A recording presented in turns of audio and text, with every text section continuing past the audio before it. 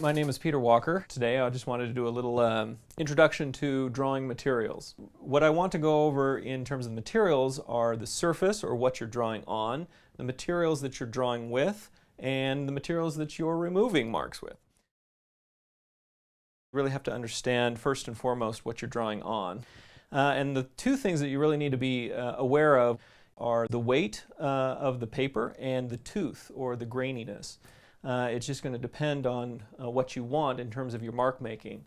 A smooth or a thin-toothed surface is going to create a much more polished surface, almost reflective surface, whereas if you choose something with more grain to it or more tooth to it, it's going to be a little bit rougher, and it's going to allow for a lot more texture.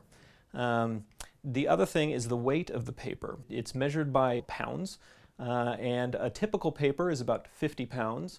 If you get into the 100 or even to the 200, it's more cardstock. And so again, you just need to be aware of what you're looking for in terms of a drawing surface.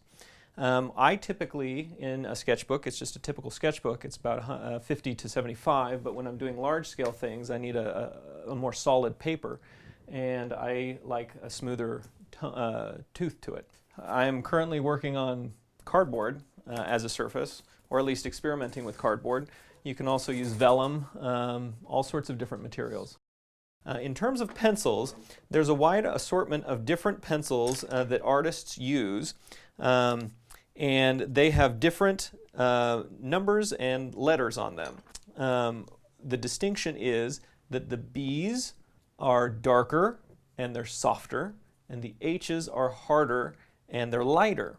The reason being is the compression of the graphite on the pencil. When you rub against the surface, does a lot come off or a little? B's are very soft, so they're dark marks. The H's are very hard, so very light marks. Typically, I use a range from about 6B up until about 4H. That's the range that I use, and that's the typical range. If you go to the store, you'll usually be able to find packets of those pencils. What you want to do is make sure that the pencil is doing the work.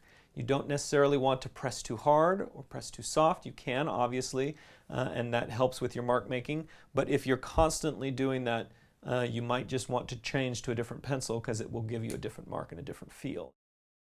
You would never want to put an art pencil in an electric pencil sharpener.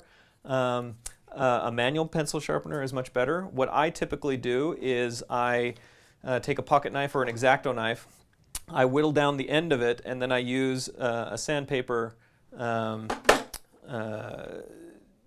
pencil sharpener to obtain a sharp point on the pencil.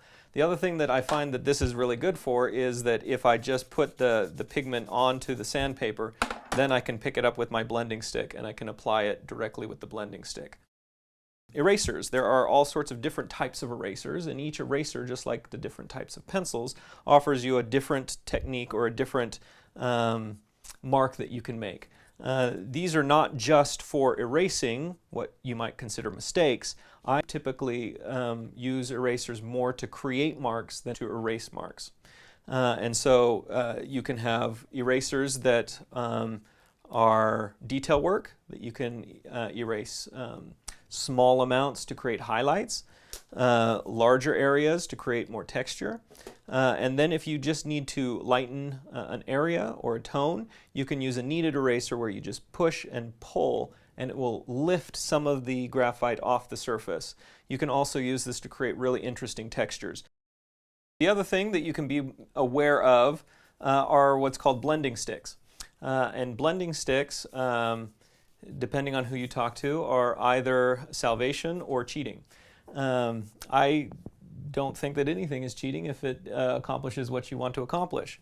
And so a blending stick basically is a way to smooth out areas so it's less grainy and to do fine detail work. They come in an assortment of different sizes, from very small to very thick. You can use the point to blend very small areas, or you can use the fat of the point to blend large areas. I find that I not only use my blending sticks to blend, but a lot of times I use it as a mark maker. And that's why some of these are really filthy. because I put pigment directly on the blending stick and then I draw with the blending stick, and it creates a much softer, almost atmospheric mark with it, not quite so hard as a pencil. Any way that you can make a mark on the page is a perfectly legitimate way to make a mark, whether that's through your pencils, through your erasers, or through your blending sticks. I also use paper towels, Q-tips, toilet paper. Any and all material that I can find to make the mark that I'm looking for is a perfectly legitimate way of drawing.